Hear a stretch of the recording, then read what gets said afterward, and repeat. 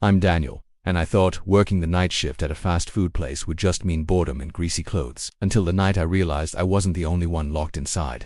The rain hadn't started yet, but the air outside already carried that heavy, metallic smell that warned of a storm. Inside the fast food restaurant, everything felt too still, as if the place itself was holding its breath. I'd been working here for 3 months, long enough to know that night shifts were their own kind of punishment. The hours stretched into forever. The hum of the refrigerator became louder than my thoughts, and every shadow seemed to grow eyes. I kept wiping the counter over and over, not because it was dirty, but because moving made me feel less like prey. The dining area sat empty, its plastic chairs lined up in neat, meaningless rows. The neon sign outside, the one shaped like a burger with a dripping slice of cheese, buzzed faintly against the glass. Its sickly red glow soaked into the room, making everything look wrong, like a photograph left too long in chemicals. Out in the parking lot, the lights reflected off the slick pavement, even though the rain hadn't yet begun. It looked like a black mirror, deep enough to swallow anything. The clock above the kitchen door read 1:47 a.m. Not a single customer had come in for nearly an hour. This was normal, but that didn't make the silence any easier to bear. In the daytime, the noise of sizzling oil, laughter, and shouting orders made the place feel alive. At night, with only the distant hum of the fryers, it was like working in a tomb. I caught myself glancing at the security cameras more often than usual, watching the grainy footage of the empty parking lot. It was a habit I didn't like to admit, some part of me always expecting to see something I didn't want to. I was restocking napkins at the front when I saw it. A shape, not close, not near the door, but far out at the edge of the lot, where the streetlights gave up. It wasn't a car, and it wasn't a person in motion. It was just there, standing. My first thought was that it was a shadow cast by something, maybe a pole or a dumpster, but it was too tall, too defined. The way it stood made the back of my neck prickle. I blinked and looked again, my mind trying to piece together what I was seeing. It seemed to face the building directly. Even from that distance I felt the weight of its attention. I tried to convince myself it was a drunk loitering, maybe waiting for a ride. But they weren't moving, not even shifting their weight. I looked away, pretending to clean the soda machine while keeping the corner of my eye on the glass. But when I looked back, it was gone. No movement, no fading silhouette, just gone. As if it had never been there. Something about its absence was worse than its presence. My stomach gave a slow, twisting turn, and I found myself glancing toward the locked front doors, checking the latch without meaning to. I told myself it was nothing. People pass by all the time. There's always someone wandering at night, but deep down, I knew this wasn't the same. The first crack of thunder rattled the windows, and rain began to smear the glass in fast, slanting lines. The buzzing neon outside flickered as though the storm had knocked at its wires.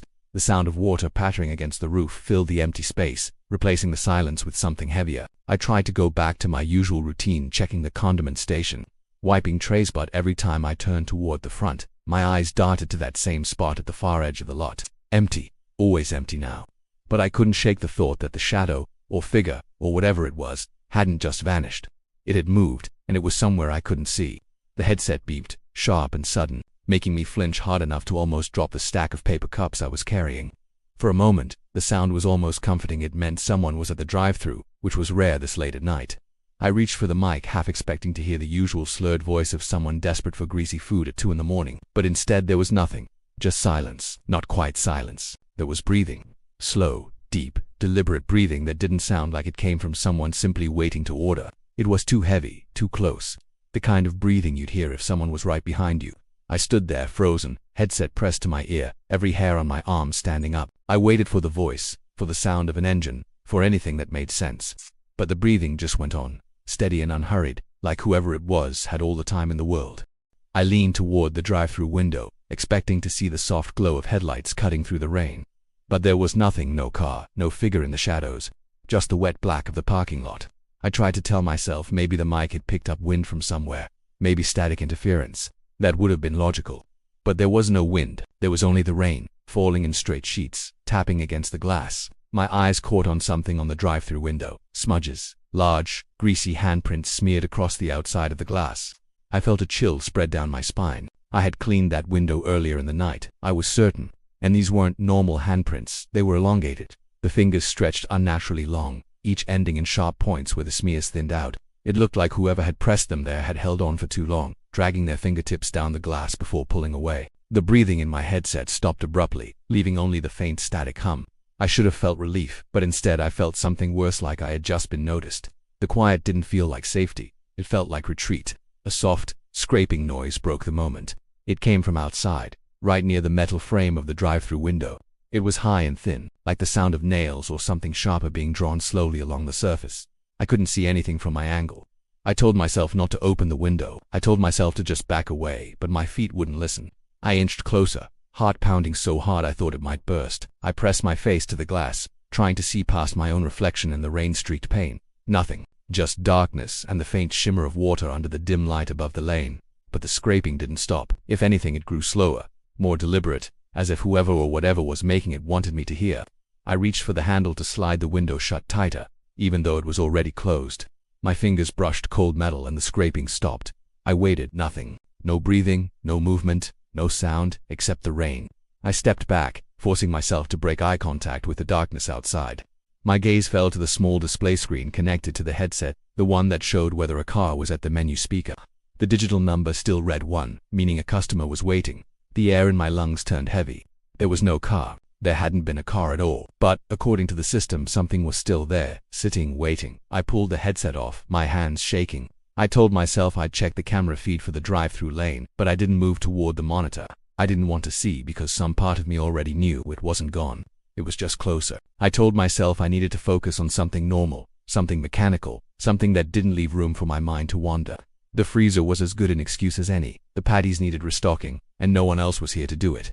The narrow hallway to the back seemed darker than usual, the overhead light flickering once before I reached the heavy steel door. My shoes squeaked on the wet tile, leaving faint marks in the condensation that seemed to cling to everything. The freezer door was stiff, as if it didn't want to open. When it finally gave way, a blast of frigid air rushed over me, pulling goosebumps up my arms and crawling down my spine. The smell inside was sharp and metallic, mixed with the stale scent of old cardboard. My breath came out in slow white clouds as I stepped inside, the light above buzzing faintly like an insect trapped in glass. Rows of boxes lined the shelves, perfectly stacked, except, not exactly.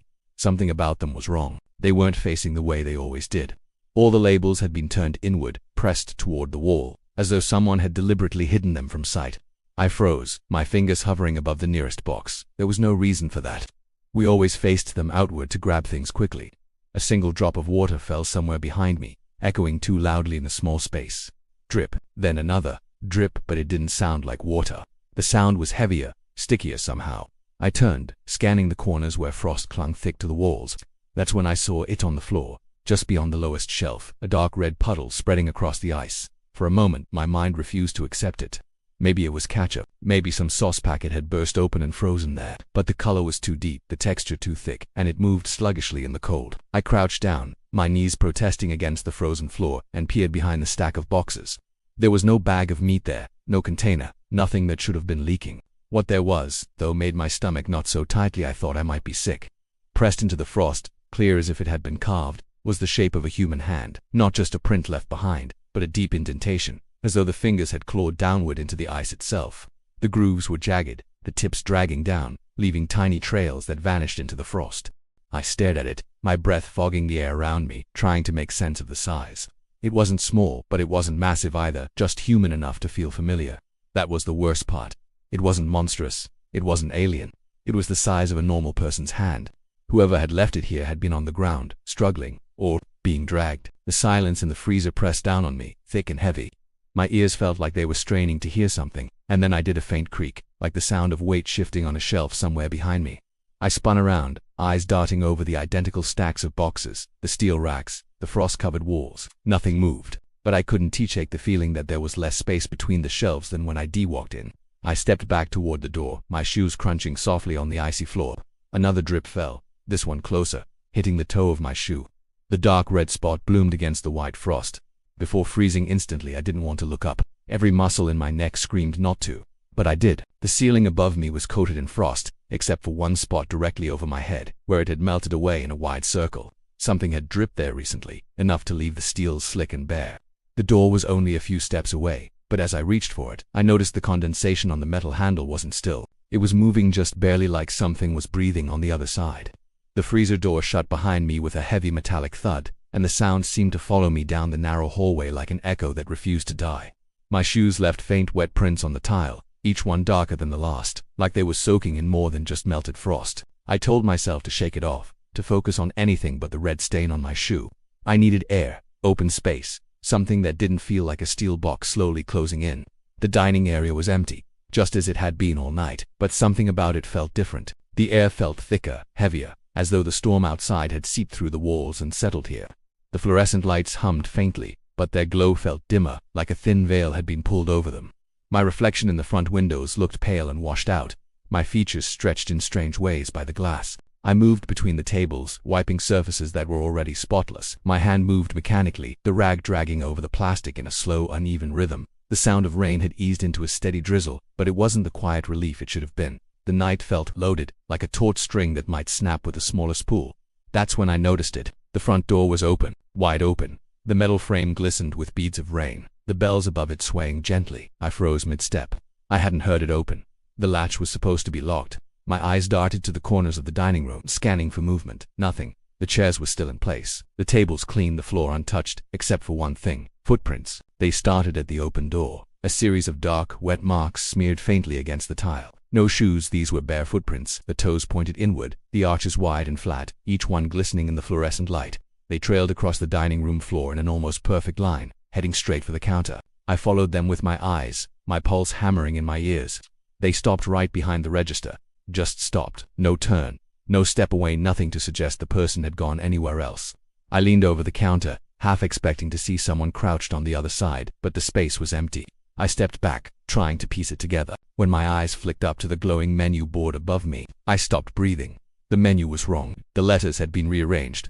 Where there should have been words like cheeseburger and fries, there were now just 5 words. Stark against the light. You're already inside. The words didn't look slapped together. They were perfect, evenly spaced, almost too neat. My hands felt slick against the rag I was still holding, and I couldn't tell if it was sweat or condensation from the damp air. The room suddenly felt smaller, the shadows under the tables deeper. The thought that hit me next was worse than any shadow, worse than the footprints or the open door. The letters on that board couldn't be reached without a ladder, and the ladder was in the locked storage closet in the back. The key was on my belt. The air felt cold against my neck, colder than the freezer had been. My skin crawled as I realized I wasn't hearing the hum of the lights anymore. I wasn't hearing anything at all. Even the rain had stopped. My eyes drifted to the glass front doors again. They were closed now. I hadn't moved. I hadn't looked away long enough for someone to shut them. The bells above the door were still swaying. I didn't want to turn around. I didn't want to see what was behind me. But my eyes shifted upward on their own, drawn back to the menu board. The words had changed again. Now, they read, "Turn around." I stood frozen beneath the flickering menu board, my mind caught between fight and flight, but my body refusing to do either. The words glowed white against the black background. Turn around, each letter sharp and perfect, as though whoever had arranged them knew I would be staring at them now. The silence pressed in around me, thick and suffocating, until the sound of my own breathing felt too loud. My fingers twitched against the damp rag I was still holding, the fabric cold and clammy in my palm. I didn't turn right away. Instead, I scanned the reflections in the front windows, looking for any hint of movement in the room behind me. The glass was streaked with faint trails of water from earlier, but between those lines I could see shapes, rows of tables, chairs, and behind them, something darker than the shadows. The shape was there one moment, and gone the next, replaced by the pale ghost of my own reflection. My chest tightened. My heart thudded, each beat sending a shiver through my arms. Slowly, as if pulled by invisible strings, I began to turn. The dining area was exactly as it had been, tables lined neatly, chairs tucked in, but there was a shift I couldn't name. It wasn't what I saw, it was what I didn't see. Every corner seemed to hold just a little too much darkness, as though the light wasn't reaching far enough. I stepped back toward the counter without realizing it, my shoes squeaking faintly on the tile. The air felt wrong, heavy, damp, carrying a faint smell that made my stomach tighten, a mixture of wet concrete and something faintly metallic. It reminded me of the freezer, of the red on the ice, of the handprint clawing downward. The kitchen was behind me now, and that was where I needed to go. The back exit was there. I could lock the door and call anyone once I was outside. I didn't care if it was the middle of the night. I didn't care if it made me sound crazy. My hand found the swinging kitchen door and I pushed through. The light in the kitchen was dimmer than I remembered, the shadows stretching unnaturally long across the floor. The fryers were off, but I could still hear a faint sizzling, like oil bubbling in the dark. I tried to tell myself it was the storm messing with the wiring. The back door was only a few steps away. I could see the glowing green exit sign above it, a beacon in the gloom. I moved quickly, my shoes sticking slightly to the tile as though the floor was damp. The dragging sound came next, wet, uneven, and close. Too close. I didn't turn. My hand closed around the back door handle, and cold metal bit into my palm. I pushed it open. The air that hit me was cold enough to sting my lungs. Relief began to creep in until I realized I wasn't outside. I was standing in the dining room again. Same counters, same chairs, same faint smell of grease and disinfectant. My hands went numb around the handle, because I could still feel the kitchen door behind me. Only I couldn't see it anymore. Every seat in the dining area was now occupied. The figures sitting there didn't move, didn't speak, didn't even breathe that I could hear. Their skin was gray and sagging, stretched thin over their bones, their clothes stained and wet as though they'd been sitting in the rain for hours. Their heads were all turned toward me, their eyes wide and glossy, catching the flicker of the overhead lights. I wanted to scream, but my voice caught in my throat. My eyes drifted to the counter, and that's when I saw it's someone standing there. Not behind it, but on my side of it. They were wearing the same uniform I was, the same hat, the same name tag. They had my face. It was perfect. Every line, every scar, every detail. Their lips curled into a slow smile that didn't reach their eyes. I felt my knees weaken as they tilted their head, studying me with something between curiosity and hunger. The lights above began to flicker faster, casting the room into quick bursts of darkened light. Each time the light returned, the gray-skinned figures were closer, their chairs scraping faintly against the tile without sound. My double stepped forward, the smile never fading. The lights went out completely. In the blackness I heard only one thing, breathing right next to my ear, and it wasn't mine.